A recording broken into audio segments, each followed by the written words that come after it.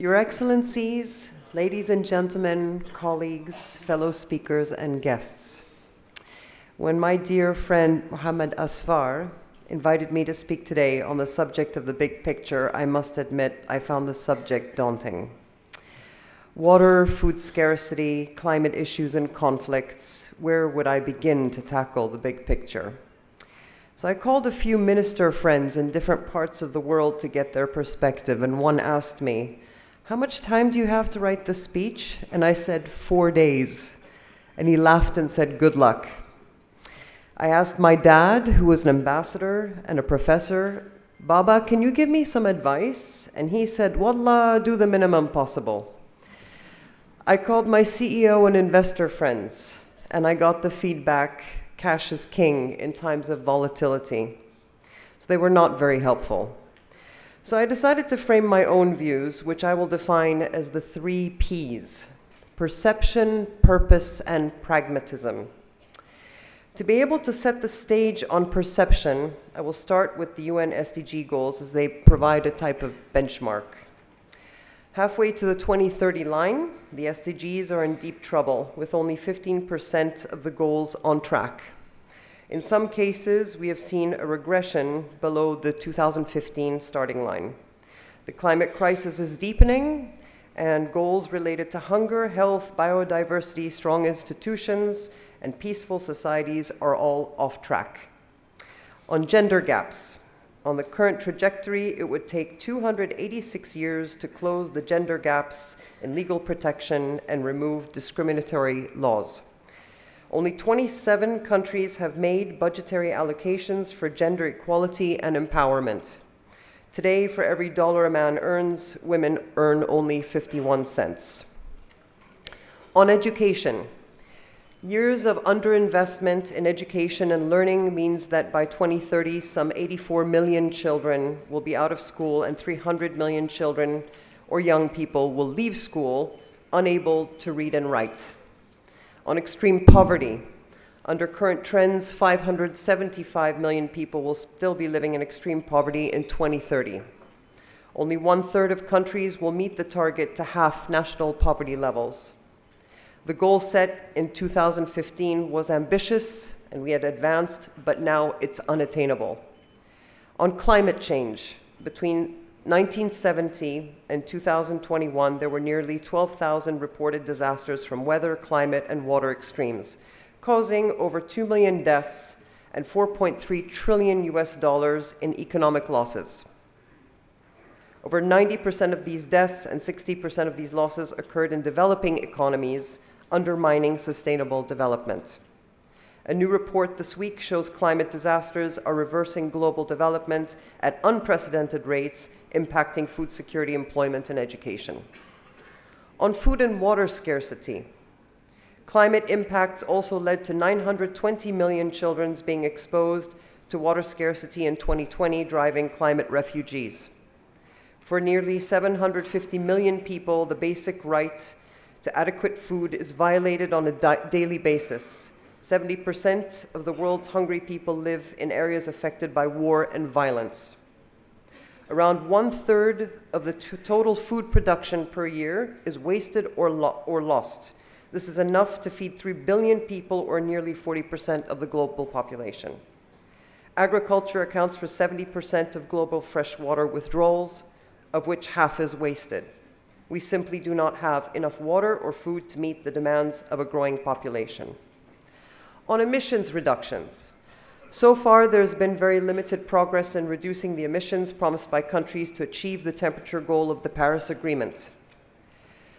More worrying, a report published this week notes that even though major producer countries have pledged to achieve net zero emissions, their plans and projections indicate an increase in global coal production until 2030 and a global rise in oil and gas production until at least 2050. This paints a pretty grim picture, doesn't it? I wondered, why are citizens not holding their policymakers and stakeholders more accountable? What is the perception of others on these critical issues? In a global survey done by UNICEF amongst the younger generation, it surprised me to see that the youth, particularly in low-income countries, believe the world is getting better. 2/3 of young people in developing nations said that they thought today's children would do better financially than their parents, especially in Africa and South Asia. In contrast, only 1/3 of young people in the 6 richest countries thought that today's children would be economically worse. In the US, for example, 56% of young people and 64% of older people said that children today would be worse off than their parents. In Japan, it was 70%, but in Ethiopia, it was 11%, and in Indonesia, 16%. Wealth accumulation and improvements in living standards may have slowed for the North, but in almost all of the global South, living standards have improved across the board and people have been lifted out of poverty. What I found particularly poignant about the survey was the impact of perception on pessimism, especially with the wealthier North. Whilst we are tackling 2030 SDG goals that seem to stagnate or even go into reverse, causing great consternation, we failed to take a step back and realize that these rich countries were actually very, very poor only a few generations ago. In 1820, only an elite few had high standards of living, while the vast majority of people lived in extreme poverty. As regions industrialized, productivity increased, and more people were lifted out of poverty. In 1950, 2/3 of the world lived in extreme poverty, which dropped to 42% in 1981, and then below 10% in 2015. This is remarkable if we consider that the global population has also increased 7-fold over the last 2 centuries. It is economic growth that has enabled more prosperity to people, has lifted more people out of poverty, whilst populations also grew at an unprecedented rate. Every day since 1990, there are 130,000 fewer people living in extreme poverty. This shows us we have made tremendous progress. On health, in the 1800s, around 43% of newborns died before their 5th birthday. Rising prosperity, public health interventions, and housing sanitation improved their chances to help fight diseases. Healthier diets made possible by higher productivity in agriculture and trade also contributed to improving health. A more educated population led to more scientific breakthroughs, which led to germ theory in the 19th century. This laid the foundation for medicines and vaccinations. In 2017, child mortality rates were 10-fold lower than 200 years ago. On population, in 1800, the global population was around 1 billion and increased 7-fold since then. But before we moan and groan about this rapid growth, we should remember that this is a tremendous achievement, as it shows that humans have stopped dying at the rate our ancestors did. Population growth is also a temporary phenomenon. It's a consequence of fertility and mortality not declining simultaneously. In countries that industrialized first, like in the UK, it took 95 years for fertility to decline from 6 children to less than 3 per woman. South Korea went from more than 6 children per woman to less than 3 in just 18 years. The UN expects a population growth to end as soon as 2075. On literacy, in the 1800s, 9 out of 10 people could not read. Today, more than 8 out of 10 people are able to read. In 1800, fewer than 100 million people could read and write. Today, we are at 86% or 6.7 billion who can read and write. Progress has been made in providing education to children in scale. On education, our younger generations today are much better educated than their ancestors. Contrary to all other statistics mentioned today, which fluctuate over time, education is the only metric that remains forever. A literate young woman today will be a literate old woman in 2070. I mentioned earlier that by 2030, 84 million children would be out of school and that 300 million children leave unable to read and write. Depressing statistics, right? So let me give you another perspective. By 2030, 4.7 billion children will have a secondary education, in comparison to 2000, where it was only 2.3 billion. This means that in only 30 years, we will have been able to double the number of children with a secondary education. This is incredible progress. By 2100, 7 billion minds will have received at least a secondary education. Think of the collective impact of all this knowledge, this sharing, towards creating solutions in our world. So if we take a step back to really view our progress, our perspective changes, as it becomes clear that the world is not static at all. Having an overview of the lives of 22 billion people over 200 years shows the transformative development that has improved our global living conditions slowly but steadily.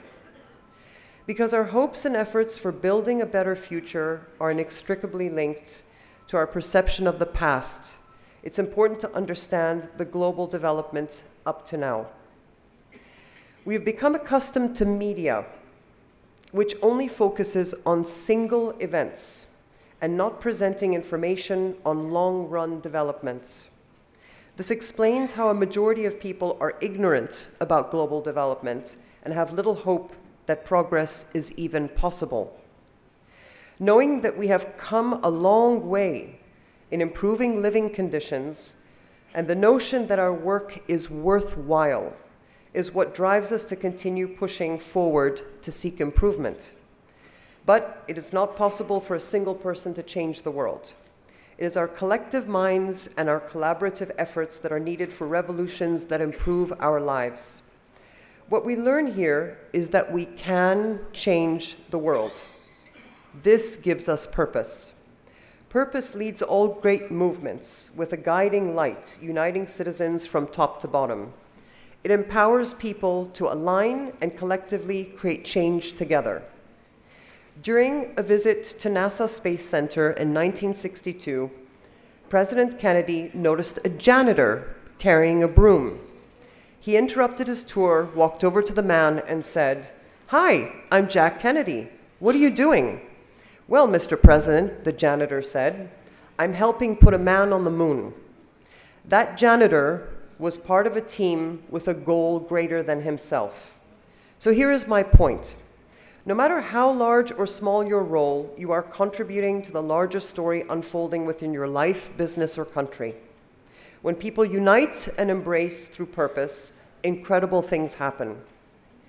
Setting a future vision so citizens know what direction to move in creates a movement and adhesion between people. It creates better collaborations and motivates united action. Purpose is the vision which rallies people. It's not the 10-step program on how to get things done. When Martin Luther King, in 1963, during the March on Washington, gave his famous speech, he did not say, "I have a plan." He said, "I have a dream." People bought the dream and joined the effort. This dream sets in motion a movement that impacted everything: the economy, social law, inclusion. It changed history, because this is the power of purpose, as opposed to a plan. A country today that saw tremendous uplift in education, innovation, economy, safety, health is Rwanda. Barely 9 years had passed since the genocide, which claimed 1 million lives and orphaned 1 million children. Paul Kagame had read The Purpose-Driven Life and decided that Rwanda would be the first purpose-driven country. He brought together volunteers, focused on education and training and health. He developed inclusion in the workforce for women. Today, the poverty rate has dropped 11%, and 48% of the workforce is female. Rwanda is one of the fastest-growing countries today and is called the Switzerland of Africa due to its advancement in technology and banking. In a very different part of the world, Bhutan also had a vision of sustainable development with a focus on environment. It created a gross national happiness index, which guides its policies. Its economy is driven by agriculture, forestry, tourism, and hydropower. In order to conserve the country's natural resources, its constitution mandates the government to maintain a minimum of 60% of its total land under forest cover. This kingdom is not only carbon neutral, but it's even carbon negative. These two examples show what is possible when governments adopt purpose-driven leadership. Creating a principle that announces your values and vision not only guides your people, but also sets your plan transparently on the international stage to attract like-minded stakeholders and investors. It sets forth what you stand for and what you will create. There's an increasing demand from the younger generations for transparency, authenticity, ESG focuses, and sustainable practices behind brands or movements they support. In a recent report issued by BBDO in Asia, the top concerns of consumers were environmental, social, governance, diversity, equity, inclusion, and women empowerment. Younger generations demand that brands have accountability and fill the gaps that governance cannot. This brings us to the last P, pragmatism. With an increasingly educated population, higher expectations are coming from younger generations. Purpose without pragmatism will deliver few results. So it's important to engage the youth and draw a clear plan of action. At JFK's inaugural address in 1961, he said, "Ask not what your country can do for you, but what you can do for your country." He inspired people to see the importance of civic action and public service.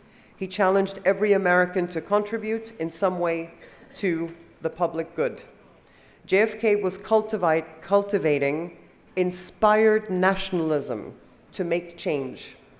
Some countries today, such as Saudi Arabia, are fostering an excitement and alignment of all stakeholders under a common goal, Vision 2030.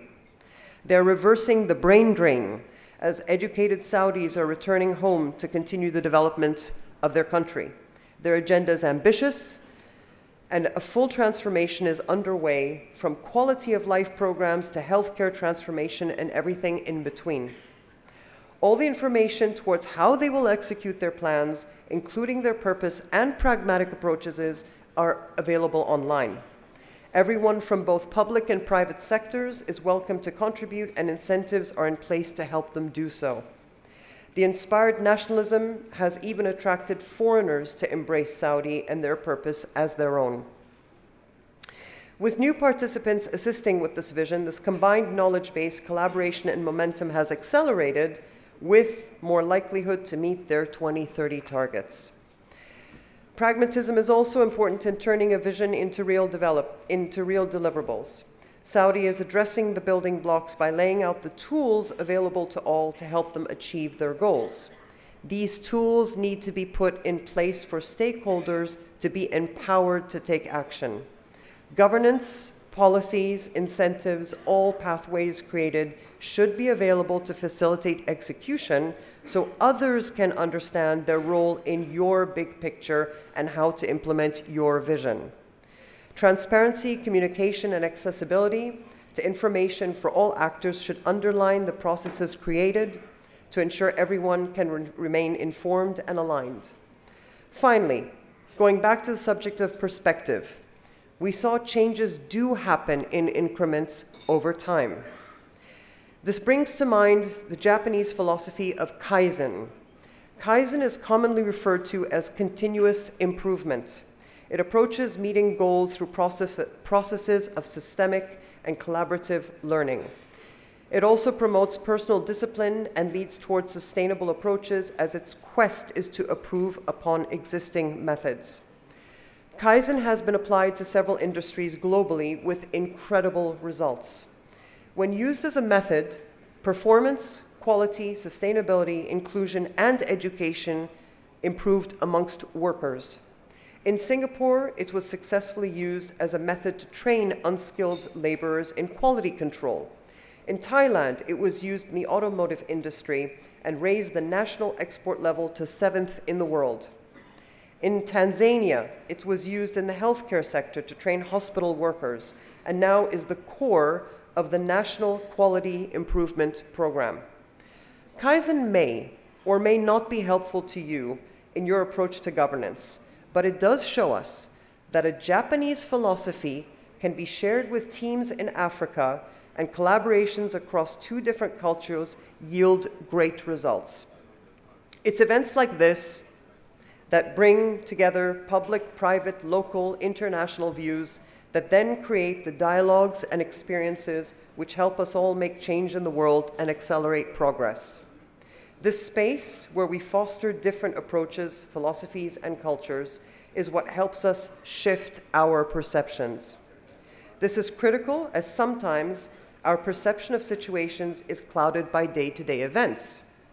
But taking a step back, we can better appreciate how far we've come. Seeing changes happened gives us hope. Hope is the fuel for action, and we channel that action through purpose. Purpose gives us all courage, unity, and vision. It gives us meaning and focus. But pragmatism is how we get there together. It gives us pathways so we feel empowered and know how to contribute.